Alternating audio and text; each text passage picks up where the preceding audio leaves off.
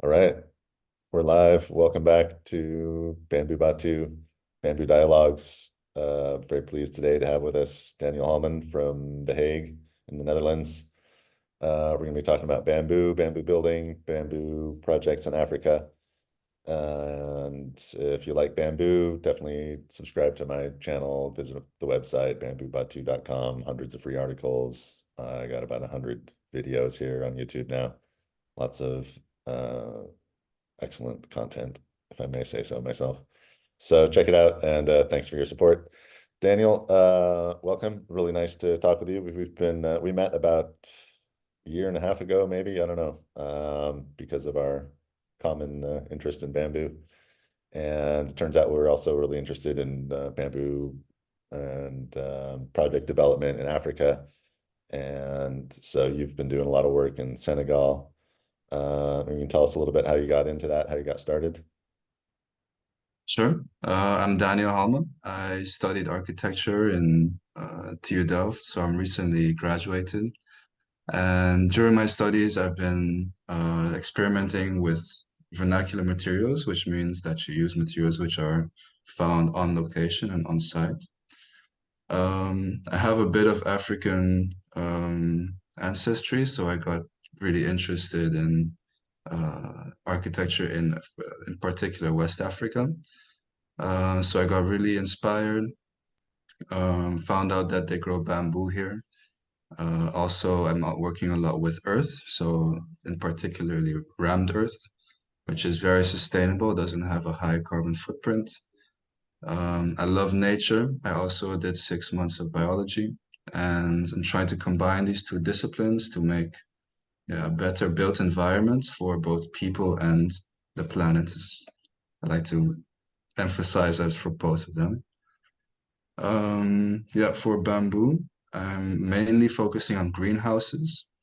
And the reason why is because agriculture is a top reason for deforestation. I will explain a bit more in a bit, but for the bamboo, I'm mainly focusing on bamboo greenhouses as their mechanical properties are similar to steel. And right now we build greenhouses with steel, so I would say it's the perfect substitute for a biomaterial. Nice. Yeah, Uh, to agree. Um, as you know, I'm a big fan of bamboo. Um, so just for those who aren't familiar with where Senegal is, it's not a country that's on everybody's radar. Um, and even to back up a little bit more, bamboo in Africa is something that's not on a lot of people's radar. There's actually quite a bit of bamboo growing all over sub-Saharan Africa. There's a few handful of native species, and then there's been a lot of Asian species introduced to Africa. So it grows in the wild. Some people cultivate it. A lot of different species, different degrees of usefulness, but most all bamboo species are at least somewhat useful, if not extremely useful. So Senegal, yeah, it's in West Africa. Like you said, it's kind of a medium-sized country just below the Sahara. There's a big river going through the middle of it, which is also a country called the Gambia.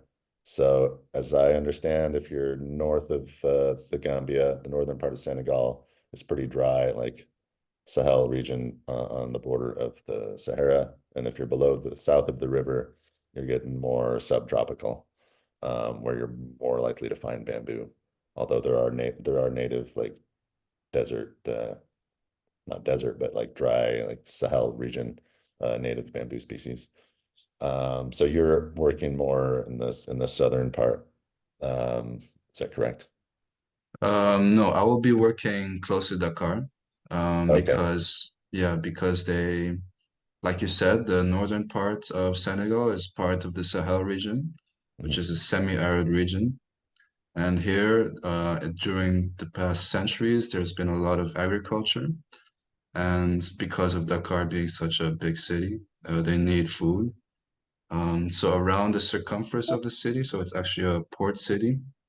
So moving to the east, you see lots and lots of small farms run by small families. And all these farms are actually deforested landscapes. And now we're also seeing that beneath the Gambia. So if you go to Google Satellite, you can see that a lot of small villages are expanding their footprints and expanding their farms, which means that we have less forest. And yeah, that's also tying into it's really the main reason I'm working on these greenhouses is because forests actually regulate the climate. Many people might not know this, but they store water in the soil, and then when it's dry, they can actually take the water out of the soil and put it back into the atmosphere. So the less forests we have, the more extremes you will have due to climate change. So it's actually really important that we save the forests and actually start replanting them. And as actually people in Africa love to have many kids, so the population is growing really fast, which Right. means they will need more food, which might mean that there will be more deforestation. So we really need an active solution to limit the deforestation, but still ensure food security. And the greenhouse is perfect for this because for example, in north of Senegal, where it's so dry, they only plant about 1 or 2 months a year, and the rest of the year is just completely dry, and they just have to wait for the new rain season. So if we can allow them to continue harvesting food the entire year, that's good for the farmer, and it's good for limiting the space we need for agriculture. Nice, nice. Thanks for like spelling out that problem really well. So yeah, in this area of the world, loss of forest basically means expansion of the Sahara Desert. So it's a real sensitive habitat area, the Sahel region, which is this area kind of between the desert and the savanna maybe. And as for different reasons, including agriculture for sure, the forest is being lost and the desert is slowly encroaching. And yeah, once it's desertified, it's really hard to go back and restore that land. Although, bamboo is one useful plant for doing that. And so in this area, like you said, it's really hard to grow most of the year, so that having a controlled environment for your plants, for your nursery is super important. Otherwise, you only get, you said, about 2 months of growing season. And as the population increases, that's got to be really difficult to grow anything close to an adequate food supply for the rest of the year. All your food production is in 2 months. That seems extremely challenging. So greenhouses are, yeah, very important. It's part of that solution. Otherwise, you would have to import your food, and I think for their own economy, it's better if they can produce their own food and try to grow their economy in different ways. Mm. Maybe even exporting food in the future. So we're starting in Senegal, but our motto is that we can limit we can pack this greenhouse in a container and we can travel all across the Sahel region and try to take on this pressing issue. Even when you think about deforestation, everyone mainly thinks about South America with the Amazon. But Right. actually, we see the same magnitude happening in Africa. Actually, in the tropical regions, it might be worse. But yeah, because we're now in this time frame in our generation that we need to try to limit these extremes in what climate change is or global warming is causing. I think it's more important to focus on the regions such as the Sahel, because if the Sahara, like you said, expands and it actually desertifies and turns this region into an arid climate, then you have a much bigger problem. So we're now at like a tipping point where we need to make sure that doesn't happen. Um, It's kind of a yeah, reinforcing cycle too. As the desert expands, you lose more forest, and as you lose more forest, you're losing that climate regulating exactly. capacity of the forest, which means you're going to lose more forest. And so yeah, it's like this downward spiral that we need to address. Yeah. Yeah, it's also Exactly. interesting. I realize you being from the Netherlands, it's a country where greenhouses are. I'm from the Caribbean, by the way, Fred. Oh, I'm sorry. I'm sorry. You live in the. It's a Dutch island though, so a lot of Okay. us from the Caribbean Dutch islands, we come to the Netherlands for our studies. Okay. So even there, we're always living close to nature. I realize here that's a bit more difficult for you in Spain, probably as well. Maybe not as much here. I don't know if people know, but the Netherlands is really built. They've built That's down to the millimeter. right. So there's no free space left in this country. So you have concrete jungles, you have farmland, and then packed away somewhere you have a bit of uh, planted forest. So there's a big contrast. So I really grew up, when I would kick my football over the fence, I would have to go into this like yeah, piece of nature, which I didn't know what was crawling in the bushes. What island? Um, What island did you grow up on? on Saint Martin. It's a really small island. Okay, cool. Yeah, so Yeah, sorry to get that wrong about your background. no But problem. my point was more that you live in the Netherlands, which is a country where greenhouses are super important, but for the opposite reason, because it's so cold and as we were discussing earlier, very cold and cloudy for 11 months of the year, I think. Um, and so they need to keep things warmer if you want to grow tomatoes and peppers and lots of other types of vegetables. The greenhouses are super important. So exporting that technology to Africa to be used kind of for the opposite reason, but at the same time, not just exporting that technology, but kind of reinventing it using those vernacular materials, as you call them. Yeah, I think it's a really great idea, and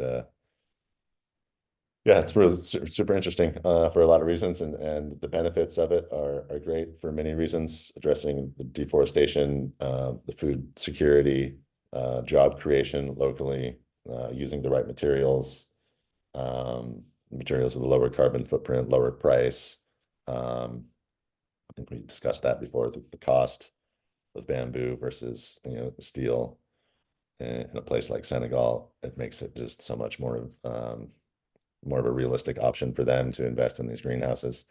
Whereas like a traditional steel Dutch greenhouse, which just wouldn't be financially feasible there, I'm assuming, right? Yeah, exactly.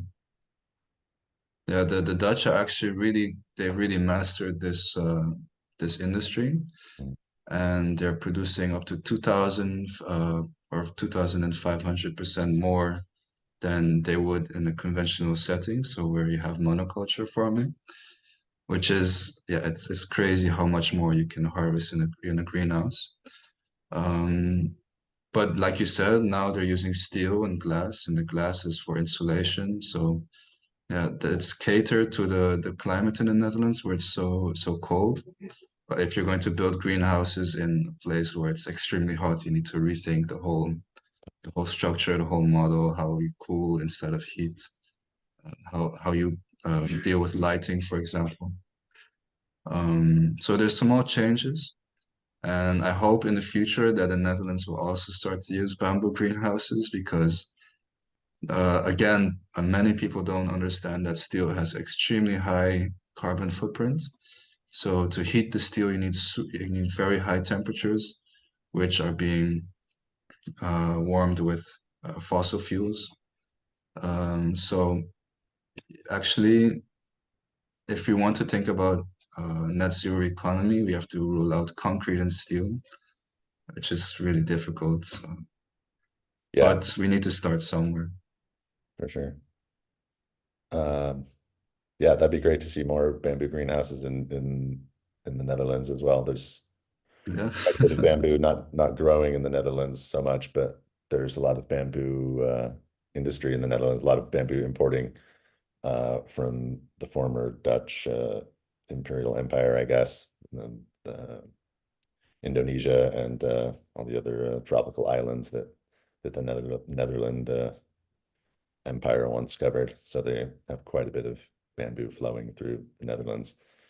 So it'd be nice to see more of that on the greenhouses. And you have some pictures of your greenhouses, right? We've been talking about them quite a bit. I think it'd be good for people to see and understand some of the architectural elements and whatnot that go into these Yeah, structures. sure. I'll just share my screen. Okay. I'm also going to explain a bit with some graphs and maps, how what the scale is that we're talking about. See Okay, how cool. big. Yeah, so there it is. That's Africa. Huge continent. It always looks smaller on maps than it is in real life. I flew to Mozambique a few months ago and I realized, man, this takes forever to get from the northern end of Africa down to the Mozambique. Um, yeah, it's huge. So you're in Senegal, your Yeah, project. Senegal's here. Yeah, there we go. Yeah. Like you said, we often don't understand how big Africa is because our maps are distorted. But here we have Senegal, and I just want to highlight the orange parts of this map, which are croplands. It's what I was talking about earlier, that many parts of Africa are deforested for cropland. So that's not even taking into account lands for livestock. And yeah, for example, the area of Nigeria, Niger, Mali, and if you see here, Dakar is also really orange. So these areas, yeah, of course, they once had forests, but now, centuries later, we can't even recognize which forests were there. Um, and then in the red lines, I just also want to highlight that these are areas which are prone to the Sahara or prone to desertification. There's a Great Green Belt Initiative, which is already being implemented for quite some years, where they're trying to replant trees in this area, which would hopefully stop the Sahara from expanding southwards. So it's not just there, there's also in Morocco, Algeria, South Africa, Namibia. Very, yeah, there are desertifying areas there. And especially in the Sahel, when you zoom into these areas, you can see that in parts of the year they're green, so there's rainfall. But in these times of rainfall, the rainy season, yeah, you can see it in the footprint of farmland that it's still quite brown. So we see a small village here, and they have actually a huge footprint of farms, which used to be, like you can see here, Okay. forest. Okay. So all that light brown area is basically farmland to sustain that little village in the middle. Yeah, so economically sustained. So they probably farm for themselves and they also export their produce to the big cities like Dakar. So there's many small villages in this great Sahelian landscape.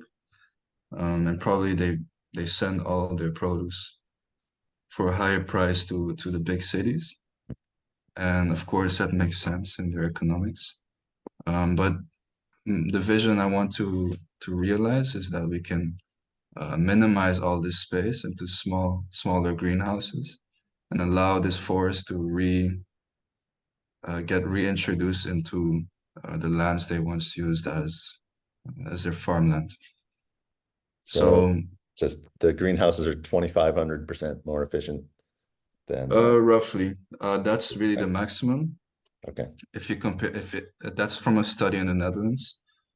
So I think that the percentage is even higher here because they only have, if you're taking it on an annual basis, if you compare 12 months of farming to 2 months of farming, and also in the yield per square meter you can get in a greenhouse, I'll calculate it and let you know, Fred, but Okay. it must be much higher.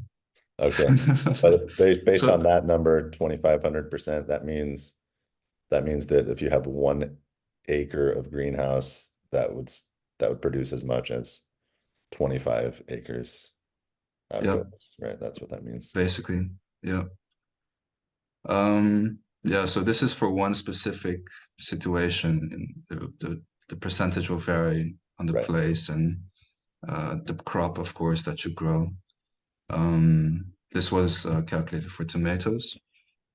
So yeah, but the added benefits are obvious. You have less space. What people also don't realize is that biodiversity is extremely important. For example, uh, species that we use to fight cancer are all found in the rainforest, at least 70%. The rest is probably chemical.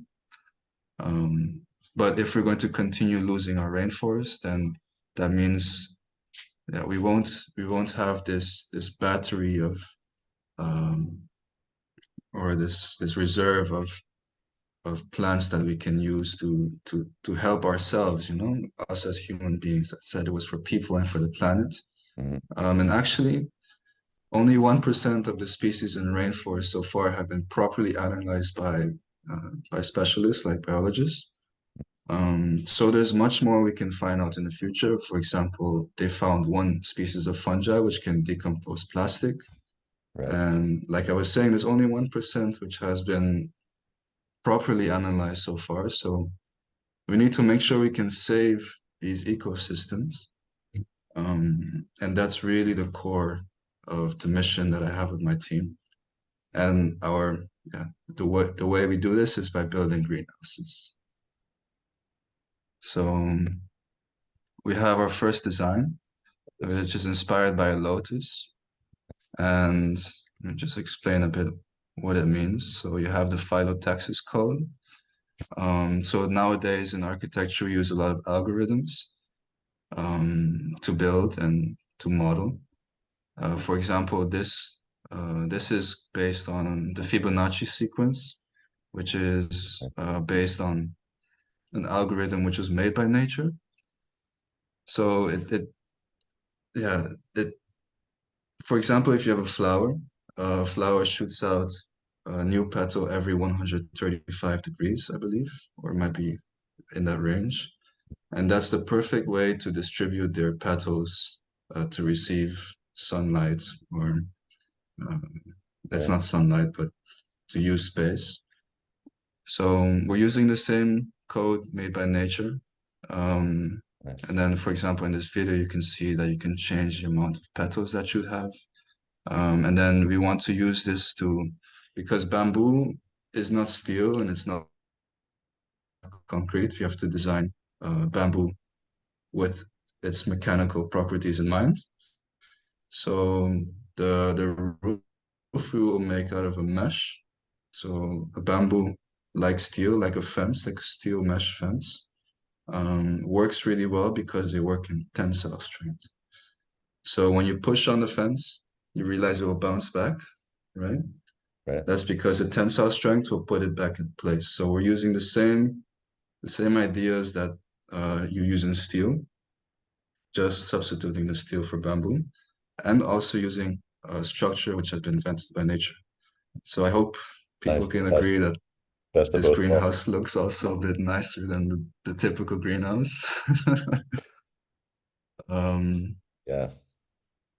so yeah, this is our ideal model. We actually got a grant now to build our first prototype. And yeah, I think we will still build a minimal viable product, which will not be this flower form, because it's actually quite difficult to build. And our idea is that we put the greenhouse in a container, we can ship it anywhere, and it will be really easy for the person on the other side to open the container and build it without us. And building this flower structure actually needs some expertise. So it might be an umbrella structure. So you ship it in like a closed umbrella, and then when you open it, the umbrella opens and becomes the greenhouse. Yeah. And these elements, so you have the box around it. You can just make standardly. They're straight, so you can pack them well.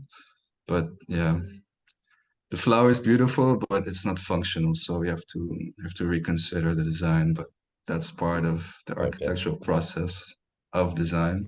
It has to be functional, look nice, but in the end, the functionality always wins. So stay tuned. We also have actually a YouTube channel, so encourage everyone to follow, to subscribe, and watch our videos. Okay, I'll put a link Uh, to that below in the video description.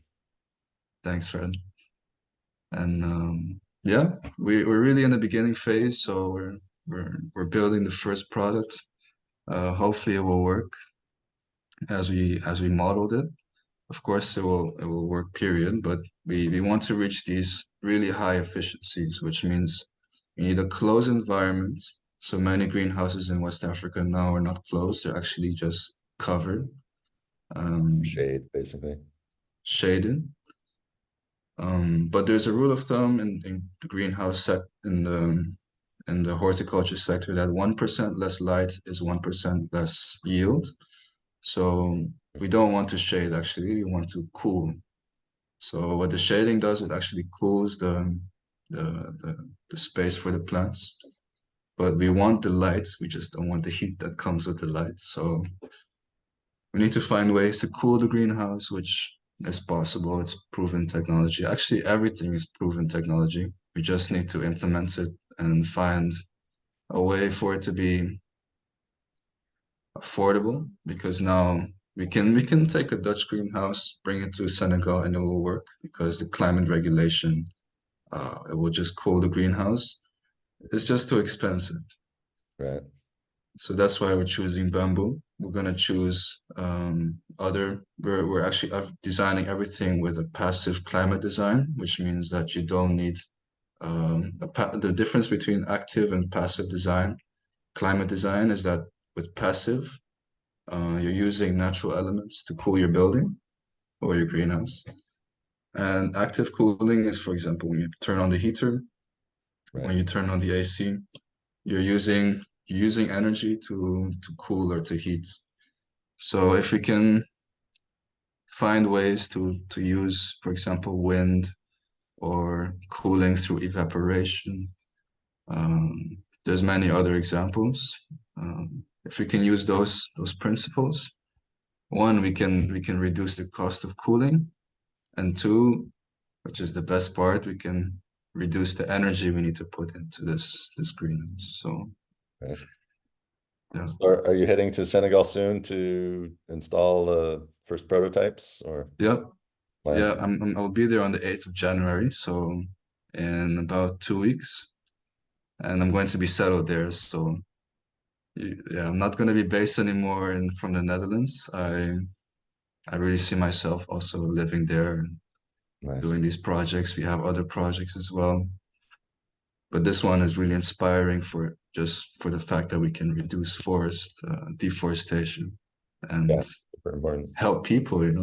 People will be able to have much more yield. You can They don't grow any tomatoes in Senegal, for example, or in a neighboring country, Ghana.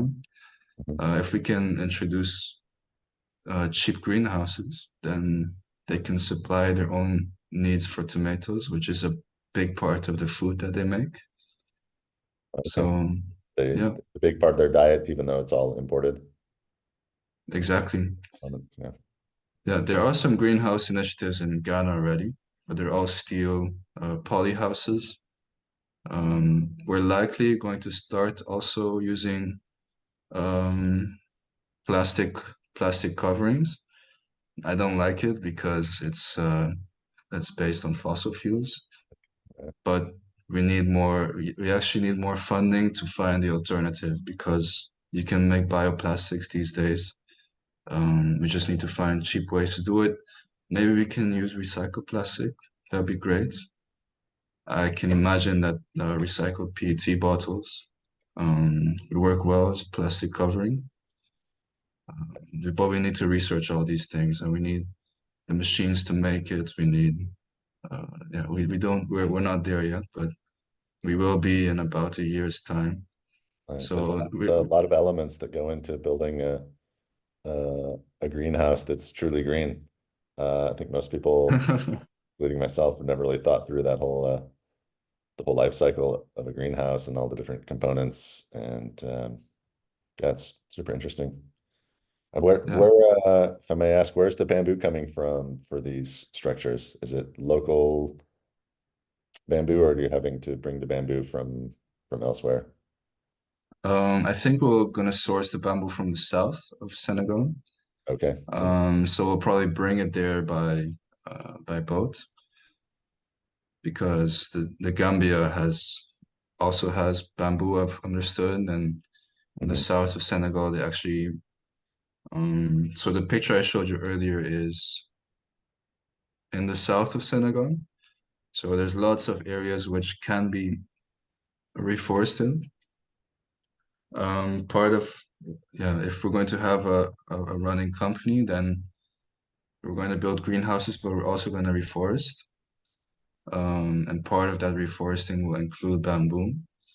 But yeah, maybe you can explain more about how to do this, Fred. But the bamboo shouldn't be a monoculture farm or plantation. I have in mind that the bamboo should be close to the village so they can monitor it so it doesn't become invasive. And then on the outskirts of the villages, we can start to plant that's indigenous forest. In biology, they call it endemic forest. Mhm. Um, so how would you actually plant the bamboo? What's your vision? It's a great question. Yeah, thanks. So yeah, if you're growing in the northern part of Senegal, that's the Sahel region, it's pretty dry. The native species there, the only native species I know of, there might be other ones, but the main one would be Oxytenanthera abyssinica, also called African lowland bamboo, or just Abyssinica. It's Abyssinica refers to the former name of the Kingdom of Ethiopia. There's like 2 million hectares of this Abyssinica bamboo in Ethiopia, and it grows all over Africa. And I've seen, yeah, I've seen it growing in the Sahel region in really dry areas. It's completely not where people would expect to find bamboo growing, but this species does really well there. So, yeah, it would be a great pioneer crop to plant in there first if you're restoring this desertified land. As the roots get in there and the leaf litter comes down, you start to rebuild that topsoil, get some organic matter back in the soil. And also the bamboo starts to produce shade around it and just makes the area more conducive for other little plants to come up. So it's a great opportunity for intercropping. If you're growing the bamboo to be used um, and harvested, then it makes sense to grow it in like orderly rows where it's easy to get in and out and harvest. And then in between those rows, you could be planting different types of crops. So for example, in the first say 3 years, you could plant crops that need like a lot of full sunlight, bigger plants. I'm not sure what they grow there, probably a lot of cassava, um, whatever local plants would grow there that they would want to plant and find useful. And then as the bamboo fills in and you get a bigger canopy, then you'd start planting um, maybe more shade-loving plants, more like herbs and um, could be lemongrass, could be ginger. I don't know enough about the local conditions in Senegal specifically, but yeah, that's basically the the strategy that you would use. And then you could also be planting native trees as well, bigger trees. Um, really, yeah, it depends on your overall goal, but I would imagine a mix of yeah, bamboo that's useful, some food in between that's obviously useful, and then mix some bigger trees in there as well. Um, or maybe not intermixed with the trees, but as a part of the larger grid or a mosaic of plants and trees. Yeah, those projects are super interesting. And the Great Green Wall, or what are they called? The Great Yeah, Green, the Great Green Wall Initiative. yeah, the Great Green Wall um, is super ambitious project that's trying to do that to restore this land that got desertified and to create more of a buffer against the expansion of the Sahara. And yeah, I've spoken with a few people because it's really like it's a consortium of different NGOs and projects because it crosses like 20 or 30 countries, I think. It's just a huge project. Um, and so there's lots of within the project, there's lots of little things happening. So there's some bamboo initiatives in there for sure. Biochar is definitely part of it. Anybody who's watched my channel knows that I like talking about biochar. But biochar is great for restoring that deserted soil, getting organic matter, organic material back into the soil. Also, it's like a sponge. The porosity of the biochar just holds moisture, holds nutrients. Um, so yeah, it's a great opportunity to deploy bamboo and biochar together on that Great Green Wall project. And even better if you have some nice greenhouses available locally where you can start do your bamboo propagation, keep them cool as they fill out, because it's hard to plant seedlings directly into the desert. They need to get a little bit established. They need to have some maintenance and whatnot, at least in the first year or two, to make sure that they're have high survival rates and stuff on those new plants. And yeah, greenhouses are a perfect way to increase your survival rates, as I'm sure you know. Yeah. Could you explain also a bit, Fred, how you would imagine harvesting the bamboo? Because I don't think you should remove the entire clump, for example, but much Bamboo more about harvesting. Yeah, I this. think there's a separate video on that, but yeah, I can talk about bamboo harvesting. Yeah, you don't want to remove the whole clump. So African lowland bamboo, the Abyssinica stuff, it's a clumping bamboo. It's not a running bamboo. So it's considered a tropical clumper. Um, and so that means it grows kind of in concentric rings. It puts out new shoots uh, close to the previous ones. Like each shoot has like a baby. So there's a mother shoot, and then it has a baby, and then that baby has a baby. So you have like generations of poles together. And so the idea is to go um, into the kind of to you kind of have to get into the middle of the clump oftentimes to find the older ones. You want to find poles that aren't too old, but you don't want to harvest the youngest poles, because if you think of them like in generations, you're harvesting like the great grandparents, the ones that are like maybe 4 or 5 years old. Each year they put up a new generation, so to speak. And so you're clearing out those older ones, making room for more of the younger ones. And the younger ones tend to be really soft. Um, the wood is a bit softer. And so when you leave them in the ground, unlike a tree, the pole does not get any bigger. Um, so it's not like it gets bigger year after year, but the wood does get harder a little bit each year. And so you want to be harvesting poles that are maybe about 4 years old-ish, and then giving the younger poles time to mature and ripen and harden. And usually it takes some time to identify which ones are older and younger, but and it depends on the species, what characteristics you need to look for to recognize the 1-year-old pole versus the 3-year-old pole, and so on. And so if you're just harvesting each year, you go in and harvest, for example, all the 4-year-old poles, and then the new shoots come up, and then you come back and harvest next year, then you always have this nice regenerative bamboo clump that just keeps on producing and producing. So what you don't want to do is just go and cut down all the bamboo. Oh, here's a nice clump of bamboo. Let's take it all. And then it will regenerate, but it will regenerate slowly because there's no biomass, there's no photosynthesis really happening. If you just have a bare clump, the plant survives in the roots, so it will gradually, it'll put up little blades of grass. Bamboo is grass after all, and eventually it'll put up bigger and bigger poles, but it will take usually it takes a few years for it to really regenerate. But if you're harvesting strategically, just taking the mature poles and leaving space for new shoots and leaving the younger shoots there to ripen, then you have this really like consistent, steady super sustainable resource. And that's the amazing thing about bamboo. Yeah. And that species actually, as far as I understand it, the flowering of bamboo is a fascinating, mysterious thing.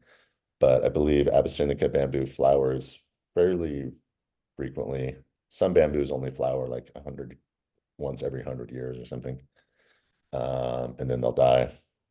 But I believe that Abyssinica flowers more often, more like every 10 or 15 years. I'm not really sure. I'm not really sure if anybody is really sure because it's a mysterious thing. But it flowers more often and it flowers more sporadically.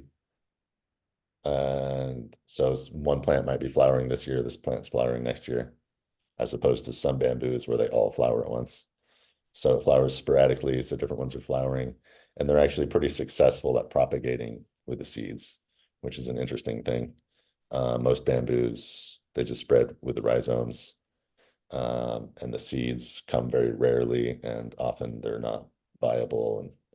Um, but if you see Abyssinica growing, you often find a lot of it growing and fairly close together. So it's not really invasive, but it does successfully propagate pretty well by seeds.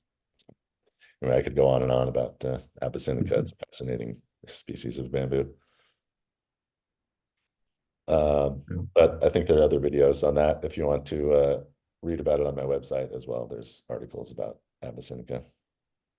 Um, cool. Did you have any other slides to share or we're about ready This to was the conclude? last one. Okay, Yeah. cool.